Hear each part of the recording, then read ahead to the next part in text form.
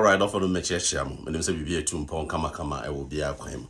Many daddy Fred, you may dear live YouTube, Facebook, the announcer newspaper, a war, baby, I'll call online, announcer news online.com, baby, I'm a betray piano, ya chesham.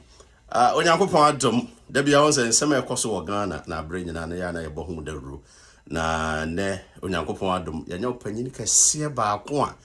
Ghana, Ubuni Dia, Akra monocra, enemy ding. Na wababe drew America, Massachusetts, to be precise, Worcester. Into me bray, and I'm sure my men pay opinion, I'm an entertain commona, and some Marcum, as a be a coso Ghana, no, only entertain home common. They say I'm in Saka, opinion, Kusi Boafo, ever ha, I don't know, a better train and come. Opinion me patch to say. Na Ghana to say. Ghana, so yeah. Ghana, so yeah, you made the amount for show. Now, they say, question, they say, amount for Ghana, yet thing. Would you two Ghana, yet thing? Oh, me that say. Now, me share Oma and on the fire YouTube and Facebook. Now, me share Ghana for a war, Massachusetts, through Worcester. And the mechanic say, if you are saying, na Ghana and Soka, that is number one. If you are saying, and na Ghana, Ghana and Kase, where you know free, if you are seeing. Ghana can be a born home modern after COVID era no. Na where you know we're free. Sa problem no anu Ghana so born home modern pa. Eti kane no said there nanka problems ni sitie ne there. Betimi aka se yenya poma obi mu aso sese ya ebetimi afro ka edua na efro na ewa ye de better form a and kasi say ya sadi agam ne bi efroko na emom ye nuru nko mu ho as I speak now ye nuru nko mu ho enti e wo period bi a ye friend no recovery ya che say wo bobodi asa obekọ akopim ba bia na wo no wasa to aso na wo de akọ duaba no enti nature say the amount for kase Ghana yedin no nchichiri muna uchirim chese Ghana ebo no modern kakra nyesa na say Ghana ebo no modern pa ya bo e ho modern when say Ghana no aban we ye wo say na nakufo ado aban no ebeto aban ya na akọ IMF na enhihye ye wo ho a even net employment freeze na chese ye mfa nipa teacherfo akọ enra no menu a wachira de be mfie be miensa ya manu boso me miensa katua afi oba health insurance no so ho banking sector and also so ego now growth rate no kura obe 3.6%. All right, growth rate 3.6 eti aban we ba no obeso mu no obo medin am ye free IMF ema growth na e 3.6 no epagya ya between 6.7 to 7%. Eti na 2020 budget no kura de and 7%. Me try no position we okay with that, right? Okay. 7% there. Na ki ekọ. Ye duro. Na so COVID there e beto ye so no and high ye 2020 budget. Ya na growth rate no betimi akọ 7. That is ye si kwan so afi ye beto ya no say COVID dey ba. Na bi gidi say agro. America agro mo te say agro no ne ho ne ma.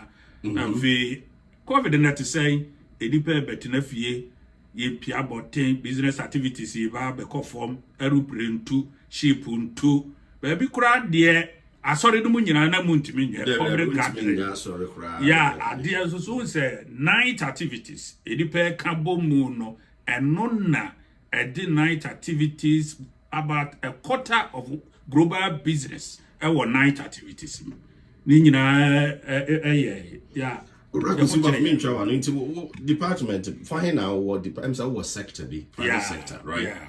Okay. The sector now so far. Thomas Kusi Boafo and the head of public sector reforms of Ghana. Ghana you menyina yehwem ne emfensa kira ye embrem.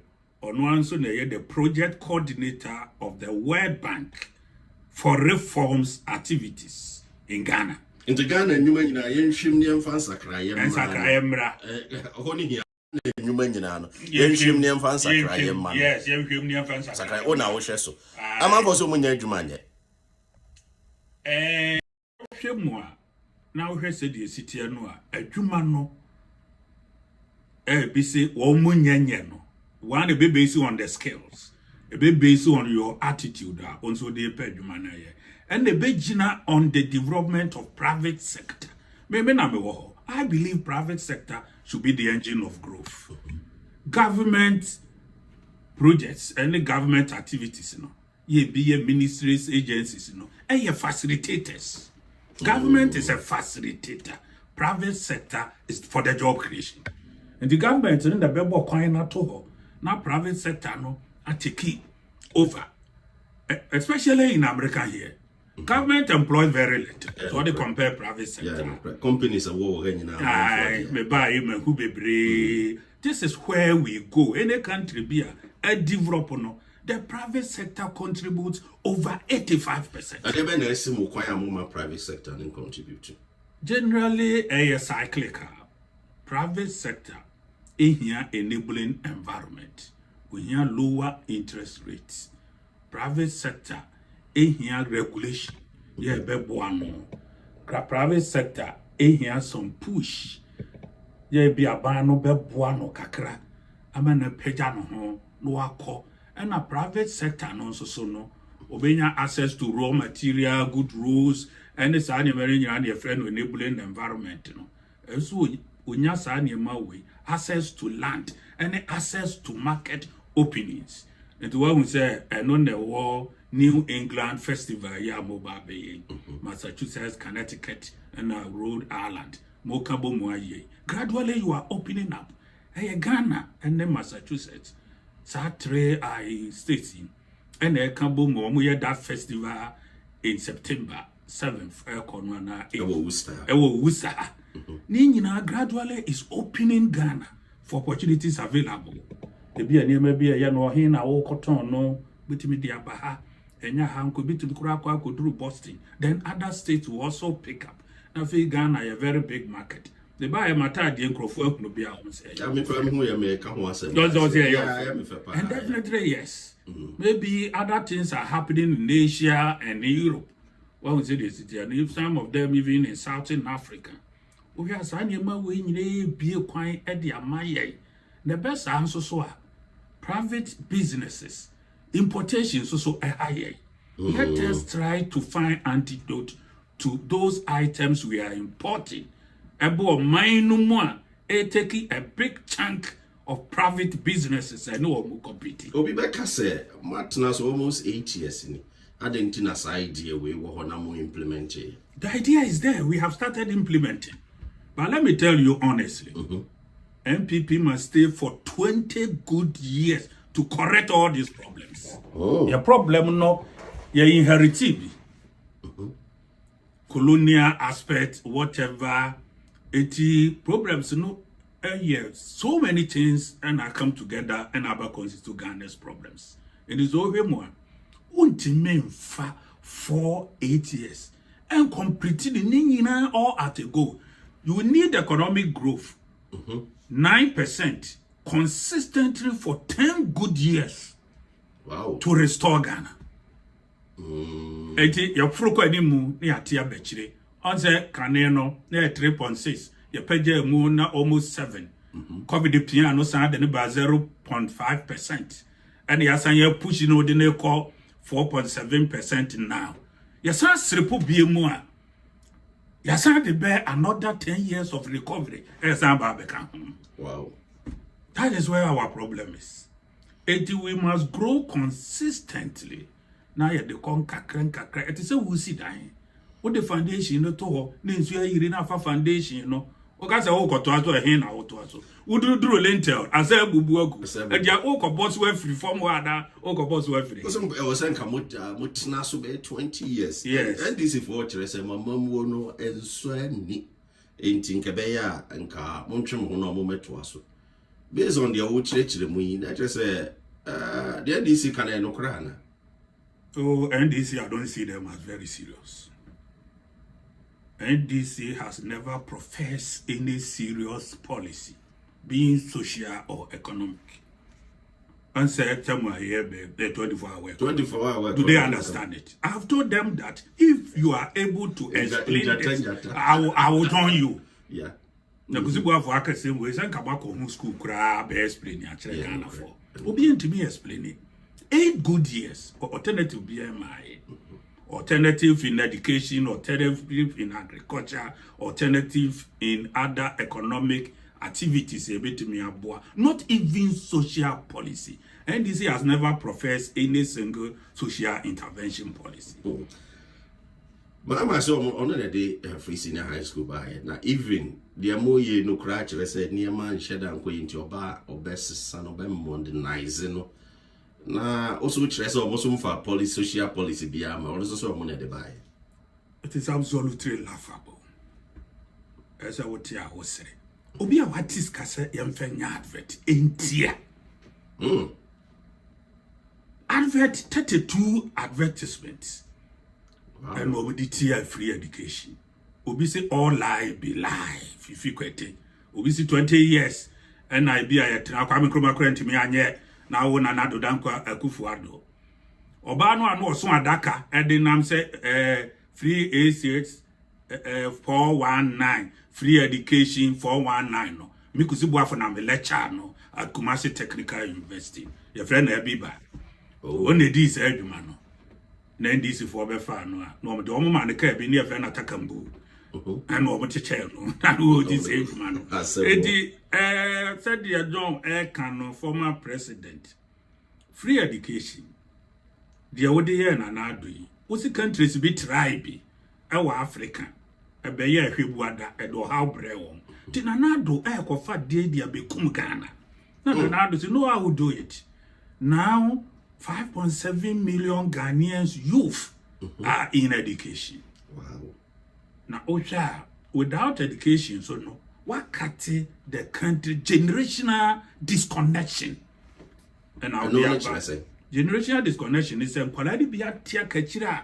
Omu be tremble muntimino or my phone compete in the near future. So, man, co school. Oh, man, co school, no, we are completely disconnected. Me school tina mewa. Yes, school and can untimi. School tina called World Bank. Be a project coordinator of the World Bank for reforms. School T, any family chief executive officer, public sector reforms. Kasabi me trap, but my wukura, give ya man. And yes, school no so now establish collaboration. You will find friends, you will find people, you will find ideas, innovative ones, and then quickly, ubeti me a convert it. Oko farming, munkura, you will do better. Oko driving, you will do better with that education. Oko engineer, you will do better. Unkwano where madam will be na kan I say obi a wako school and san no ye nefe the one ko school bro na the ko school bra difference wo odidi man ho the ko school tia sorry na the one ko school tia sorry a difference wo so atiase any media houses here omo ko school no omo anko unu mabo akwase afo we we ni the which you say in a more decorous environment. You can't do media work like that. David. All right, Kusi Boafo, so far, MPP among you, come on, some way to break it 8 because a bit no same problems were party no, bidum se bidum atete or more on the account. What it is a bit my break it 8. MPP is poised to win this election. Winning because I did see cry MPP no. This unity there. Now I have seen them coming together. Then Honorable Ken. Said the idea is by and now kindness part. Yeah, share Obiti say Cabinet Japan. Cabinet Japan is also back. Aprekunumina, they are all back. And now Korea Alan Suso and Kophobia and back in the baby. I've seen them. I've seen Kusi Boafo. I've seen Katrina Fiku. I've seen Tete. I've seen so many of them coming back. So, who or Muni Pebi are no idea, and let they are all back. And to who say, Nedia, Unhini, air pra, now will be him to form. Unhini, we dear, and now Unhini back, walk up, back on so say, walk up, back on so say, now would you lose one hour or a day? So Alan is only waiting for a matter of time to fall down. He's waiting for a matter of time to fall. On the Canadian and Anomusidiani Didiasia, or Mark to Church and Hineno, the Unisiwo, and no mucha, no Marque, no more country. That is at the form say team. The Tayari Becuminipa, Bon Kaya Jaundice. So Pesu Kunwa, Odika de Frau Johnson. Wanko Pedranya, Kitina Fikuko, Sylvester Co, Wanko Pedranya. Nafi, or the Abigu any so, or no so one per me. Kusi Boafo no so call. Other women organizer, other people who do a chiwa who say Canada Japan sako back PM. A few was a year who say Cabinet Japan so sako back PM. Na bigu any so. Now the other susio. One Pedro. A fetisi who live no more master. Me and Kwasamado. That is what our land is doing. But also did this Obetima win elections. We'll share the campaign all year. Was it Ghana transformation of agenda, Papa, or the Bapua Ghana, Magana Tumpo? Oh, maybe a man for to know. The woman said, honestly, see a true MPP history in the Fourth Republic.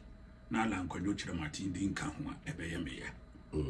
Simply because a Hana Unyanity a free. Me na minimalan. Na minimalan, honestly. The dame minister nane papa and the cultural center by ya then the papa could din a dominant e wo kuma say esene no through MPP Alan din esprede emen kwala akura nyina atb friend no Alan Cash eno ne atu ne din sa no and wa be minister under Akufo, another minister cabinet one also under Akufo-Addo. More or less, Kababia, what drone it here in politics. When you get to that stage, you know, the main children, you become a godfather for them. You boom fu, yantia. It is a more be buffaloes, no, I am a jatasa or more, any mass, you know, Muyeno. Wow, bet you, my boy, no bet you worry. Yeah, Moko group, sir. Moko group one. In group, they are dominant force. Yeah, program America. So, when we are in group, yeah, so or Homa Abu Abichin away, and he will not be part of history. In future, and you will be our man or nana. They will mention your name and they will become somebody under Buzia Dombo tradition. Politics are near no. Mimi Kusi Boafo Nyafin and Bija MPP. Wherever I've reached, I know I have done a lot. Maybe my children who are coming, one of them will one day mentioning my name or doing well will become a candidate of the MPP as a flag. Mr. Kusi Boafo, what they have shared the atmosphere now in Ghana or about America. What is my mom for? To use MPP will be to my win. MPP will win. Make up MPP will win. My main country said MPP flag bearer. Your friend Dr. Mahmoud Baumia, or a dominant force. He is acceptable everywhere. Or acceptable in the northern sector, acceptable in the southern sector, acceptable in the east, acceptable in the west, acceptable in the center of Ghana, acceptable to the professional community, acceptable to Muslim and religious communities. Otimi Gurason them, Otimi Urenkramu them, intellectual community is acceptable. There is not a single former vice president Waba in the history of the Fourth Republic obeying Dr. Mahmoud Baumia. Intellectually, he is an icon, the darling boy of the youth. The programs here, youth-centered.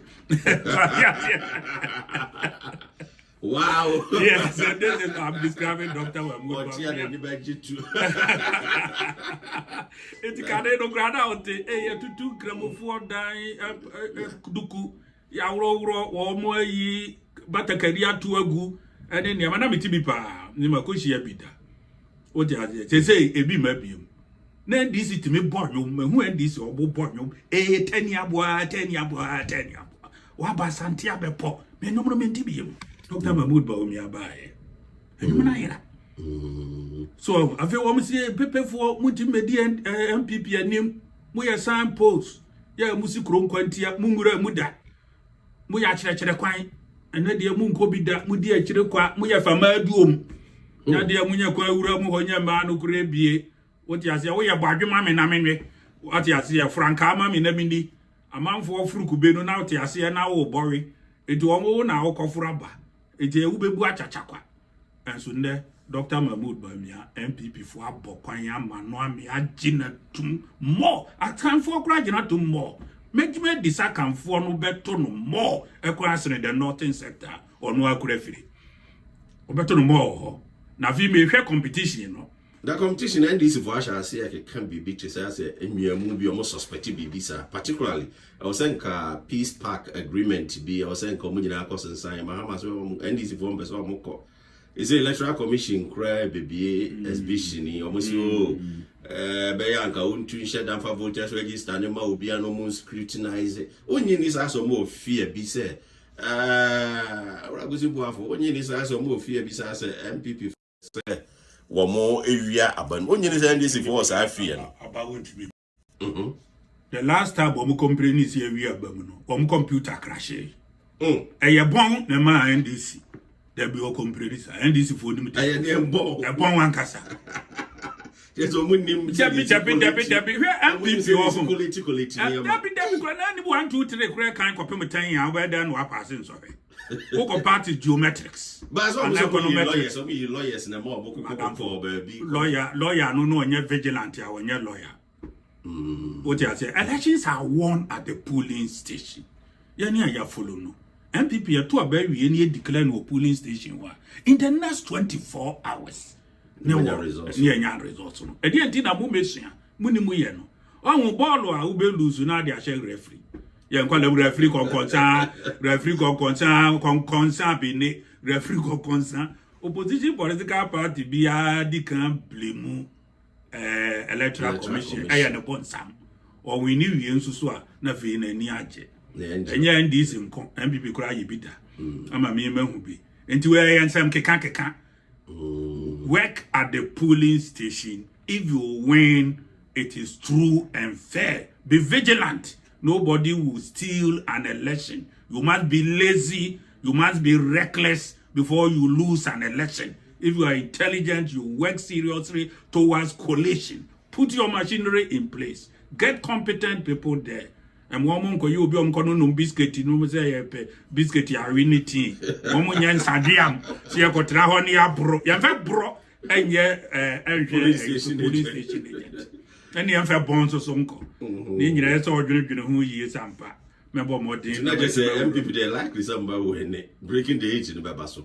But I'm sure they've been more complaining. Say, I'm over park on Yana Ghana. City no never form Kakrana. My penny could fork on our form. I'm an also bet now, so I can never form Kakra. Inflation, baby, a war, interest rate. I'm out for blame about me. I say, oh, yeah, economic guru. Head. Economic management team. And so adena inflation baby ejina kwa na ekosoro. Interest rate ekosoro. CD o de share dollar. Kusi Boafo na asem ke 12 CD dollar depreciation no. Amanfo complain say depreciate pa say CD ni depreciate interest rate ekosoro. Afi so te say the private sector interest rate ye bi na binu be di nya bosia. Na bawumia so person be di o man animi. Na some problems ono ne ye body this economy no wa manage ni oni omo ya adwene.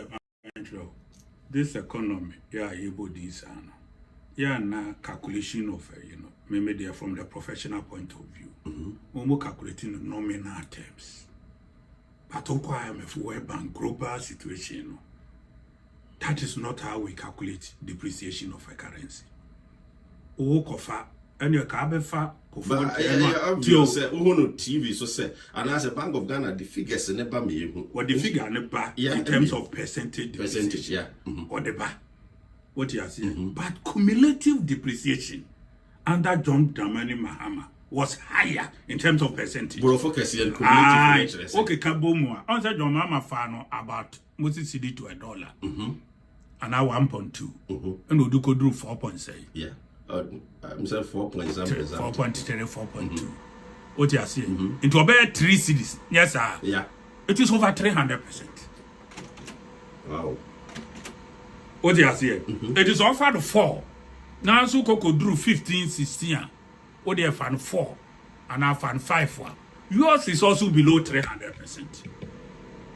in terms of percentage. And so who's had the answer? Calculate. You calculate depreciation on nominal basis. Say oko 2-way, no oko 2-way. What you say? Politicians, no, pick the nominal one. Only name say a beye kesiye. It is said there to GDP. And I say, you know, oh yeah, no assessment, no the exchange rate, you know, only exchange rate differentials on fetch. But I reflect on the grounds who call baby amount for ton near man. How much is a name boy a day in the account here reflect it? Yes, sir. Very good. And near man born I the question you ask yourself, generally I believe that. Because ordinary Ghanaian, Ebi Philip, Vice President, has admitted that. From current President Nana Dankwa Akufo during COVID era, on say Ansana COVID in Ebano, na Ghana phone company. Yes, and there was a meeting. COVID against so close down some areas. Ukrusua, Ghana economy and the best shrinking. The big problem. One crucial economy non so people will die. So there is a choice between people dying and the choice between the economy dying. And you put two no before president. Kusi Boafo will be. These are two terms. It was the top gurus in economics, top gurus in health. By someone cheremy. And also say COVID no. One crucial borders. And crucial Accra, Greater Kumasi, any Takoradi, any Kasoa, normally those environs no. Any pabe one kasa. No one crosun soria. Say with these measures must be taken. No one tonuro na the abe womo am omuanya womo hu efedi. If we were setting up centers, it will be a testing centers. This will be huge. And now so omu konti obemo omeduani adi am omu hu ato omu bete light bill so obete water bill so. So from this is the health side. So what anya ni sa enipe biu.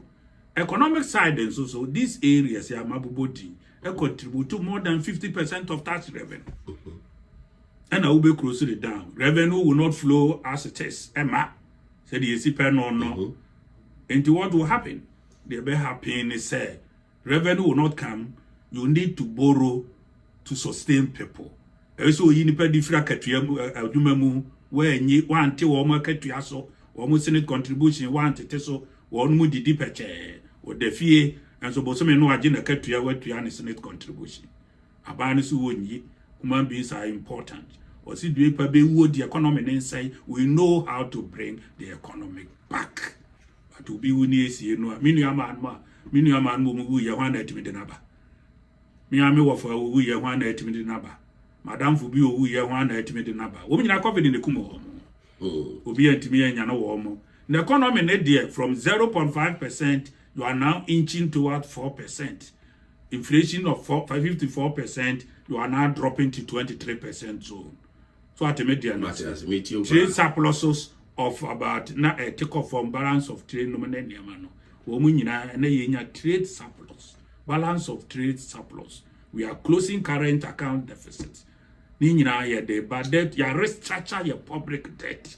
I'm here the debt to be at I'm the being so repayment period. Yeah, the question interest rates are dropping. So gradually, the interest rate has started showing some signs. International economy no improve. Yes, improve. Even though it will come gradually. As I said, the Payari Akoda Hospital. Ye wa watching to me in Kokachira would say, Kodo Ekadu. That's a war recover kakrenka. Kusi Boafo yes umre. Na yan sha die MPP muka say NDC personal katashishene proye kosopa. Also the same problem in Mahama. The same problem in Mahama every NDC for kase. Mabayin katashishene proye kosopa. O ma kanse bebre ba mi woni omo ya adwene sa secretary katashishene proye no. Current MPP administration Koswampa. Cromford de Yache no hank of Gunisa, near Dina Assembly. Sisubio. It's a Cromford de Yache no, near the hank of Gunisa, near Dina Sem, near Buano for no academu. Kubusa said Tamakuru no over here, don't damn any Mahama Fanamera. What for 90 million Ghana cedis in the goo if you were a swamimu or see and transfer in free bank. And that Maslock, Yama Minedie, I didn't know don't mamma Fanama. MP in this force had not their prison there. Quan Pepra crocodile prison. Tamaklu, Aquacoda, Solomon, Aquacoda prison. Abedi, near Franco Ebinso, Bugapeli, one also crocodile prison. And this is for a demo in the Fourth Republic, and also seen MPP into Crawford and the wine. In terms of corruption, corruption, who dear, and maybe Kusi Boafo for the Macron one. What is my career, baby? Bente. You can't quite, and so was Kusi Boafo years ago, did he packet? Where politics, dear, but to a bar, and Crawford is so town or more, or many firm, or more so be I why ye piano, and what's there, what the corruption target no, ABO, Ninano. Near Trap Gumako 4 times, crying over so we are good. Fificate. Wow. What time gold do a wagon and Yina cotton? Ghana gold do a now Ghana around that time, bear say 7 tons. And I know Ghana was a for cotton. Minia. I feel if you could take a try on as a for cotton here was a political talk. Wow. It says to my main country, Baumia at the Yina could drew 27. Okay. No, tons. Ghana be we are seeing you go do a war. Every murafuro de be pim.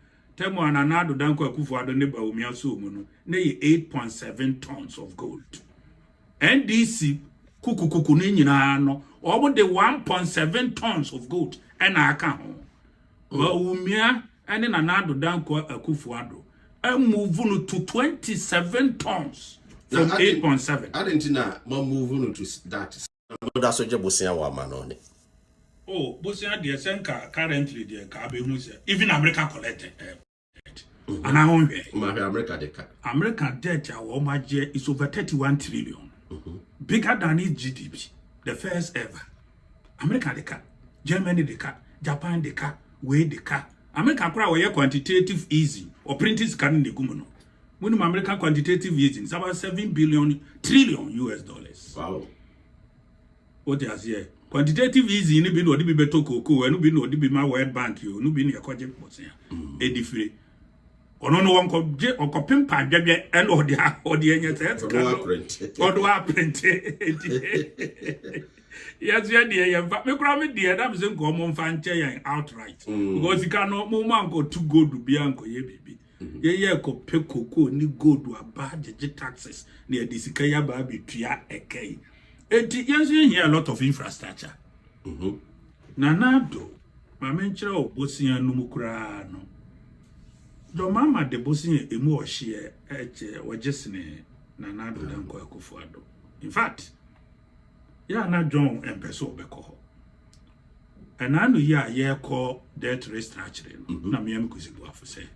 Eke da hwa ye de ko monchiche mame na minhu obi ade a wo boy efiri kwame nkruma penso e de ba bepem debt restructuring we ended the highest ever historic we ni nya close to $12 billion debt forgiveness kufo ni nya 4 billion enye sa amefu no ayako ni nyina na yemfa hwe ncheye ni o tonde mani mahama achieve bida Jerry John Rollins ya achieve bida na eke wo muminia NDC ka ewo both domestic and foreign debt bonds commercial creditors ka e di wo bilateral creditors 17 billion US dollars. Wow. And ya de call ye na de ya me ya ne say domestic bond bi o mu raise ye and na tama kro no 90 million no mu a wo de akotena buruchire na di no. Oh, I represent. It just a car, I was here. Go for Adam Kwan can so no bedema, Ubi can say, in Cotomponi. A car don't mamma jaya deco, but so race go G. Any unfinished projects, it will cry one tackle. For 1 year, cry with Jano. Yo, Nusujano, Hopua, or dear Jacufuado. No Cufuado be completing in Buankra Inland Port. Kosher, Irojet projects. Yes, ya Buankra. Irojet projects. Yanka kufo ye duru baby, ye webuada. Hedada akra interchanges be obey ye de ba ye was secret. nsuo to na epugu we nu nyina ye kemiko so kwan wa anye sunya kwan koduru ba bia ukokọhwe atonsu kwan ya nkoduru ba bia na ta me so fra na gang of 4 kwan ye di awu enekufu ado abeye ni nyina ma even military womanya dan police womanya dan GMPC office ekọ eyi the number ko ananka me ye me ya ko de ko ho a eno de me Kusi Boafo na ye me ya kakra but governance is different na eso yebo eno ni tamale interchange adentina na ye we Sino hydro project Ebano. Yeah, Dr. Mahmoud Baumia di anymore. Haruna Idrusu, if I let a throw the command where bank in the IMF say, says Canoa Yagino. Omu make sure they say, Omu manning a contingent liability, no moon fanka public debt. Name pushy a debt to GDP non costro. Not just a bassa, no man your quantity campaign. And so project in the buyer, a honor coy. Sammy na swami down until recently, and the air swami. On no benefit to one no benefit. One sorry cry, I appreciate the abaso for the first time. North moon will be there. A bimu ye boom neko voter raging. Yes, you could train coin. Amamo near the trainer air effect said the American who use ABS so now brand cross on the say a movement. I say the quad. So generally, I can tell you. Emrena Israel Krabansa na yebewie kura. Wonya Japade document ni biakan. Ana hia. Oh, I don't believe in those things that aim to mean substantiated. I just say me who say you're well established. I don't read any maybe a tetesa. Tibu fan say yeah. But David say Sabu could be me baby crack to turn over baby, I mean who baby a turn, me who first edition, me who second edition, me who the vice edition. They're all online, ya wonder Kusi Boafo, who quiet lunch. Ya me man could be. And I may cotton kind. Yes, as an authentic. David me who say you make a book I actually. A bit more complaint, he says, semi woman ACCC. ACCC say. Box site, I told my union woman. You knew a bear. Mama Anton, I dear bet chairman. Why, you actually will be a jazz. No, me. They will go.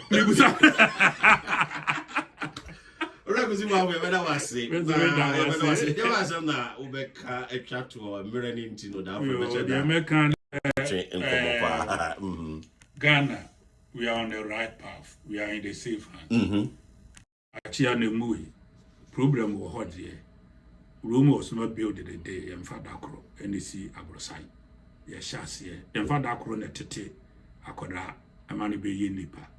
Ghana Sanet here, yen income, near she shall mind a collective responsibility. Nana do be ye be, and but be no ye be, even John the money, mamma, make us so and ye be, wo ye be not to do ye no. Then say me, Nana do Begia, one film call, now film hand over properly, not Ghana for Twaba. And Fema Dr. Mahmoud Baumia, or the Bekoyen in Emeka. Policies and programs are ever in Yimunim, free education, free north, free water, we NDC ni, we MPP ni, and but won't to my party be akra, or man on no benefit to be. Now more Monsumo Tucano, Monka Sanchre fearful. So Womon Twaba and Fema MPP. Definitely. So free education, nan, Ubi was in yet, me by me review. I feel why you're confused. Was it me na me yeah. Why you confused? Oba ego a own. Se gua. Mo amu abrochire no na problems no ba mo na misumu. Se wo dabusiem na wo no onu ama anu num. No wo mo nyina obi e wo 99999 na wo extend no kwa busuan tenten na obi anso so wo be se ensiensiensia wo ho a na wo yira wo wa no enkontafo nso wugum na onu abusuan wugum a fiscal fees ya betu abe ni pedia. Then some keto. Na ni nyina beba be kuso. Wo abrochire. Wo America. Marabu bi se abrochire no ani America. Wo America wawu. Na ni afi bia school fees ya betu abetimi atoseme. E bedim kura to foundation. I'm a dying the amount. It is for your benefit. Health insurance, they will see hospital no. A bank, a bad district. Oh my me yen so ani deche and some funny malore fair. Oh yeah, ya no watono. Mobile money interoperability. Kanina brochire yebumo. Me kai obi better ho when you ban one landing. and I want friend no. In the car, some way, can see my back. Dear Benchi, now also be to Abama, Baumia. To Abama Baumia, and it does all. He represents current generation. He represents the fourth industrial revolution. He represents artificial intelligence, robotics. He represents STEMs. He represents hope in the future. Now, he had demonstrated, say, or a fine gentleman, intellectual professional. He is respected. He is putting Muslims and Christians together. He's bringing all Ghanaians on board. He will create jobs. He is so innovative. All the youth, any daso, and no. In your mama, he is far distant back, and you can't rely on him. Thank you. Answer number call. Did he say? And no Simaba, Napo. Oh, yeah, arrogant and on arrogant, Simaba. Oh, Napo, the one who said he gets things done effectively. Even though you may not like the way he talks, but in terms of getting work done, on the most effective MPP minister. Free education, we came under serious trouble, which in Jiho. Energy sector, take or pay policy, Kuyen, and Crawford, a kaya bet under pay, take or pay policy under John Dramani Mahama administration. Minia, na 7 time. And around that time, there was a special meeting as to who should go there. Napo represent the Rambo style of leadership. And to know your mother require, we need to save $6.6 billion US. Wow. In Changumu Kwano, no. But you must save Ghana says 6.6 billion. Wow. I'm I'm I won't say my advantage is say, and I'm say me broad view of both agencies and ministries. People who have information in Temjaw. People who also a World Bank may pick it free or IMF. So me there me no am na and I mean so me reading broadly about people. It me for me free will be obepeke. Won say medru ha festival year because the festival na utifa ho kamun semba esima ba. My second one am abeni.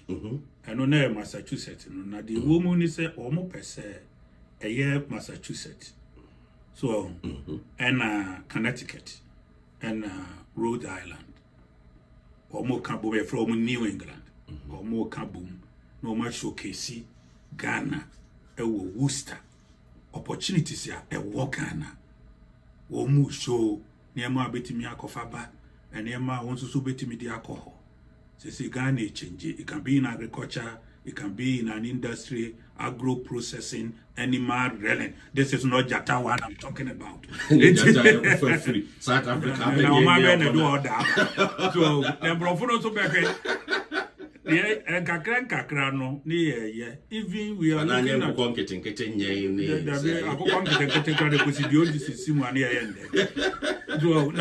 Masa Jata de ya make me can put you here. Oh, to war every Sunyane akopem north Sunyane. Ube here blocks say. Eh, but also.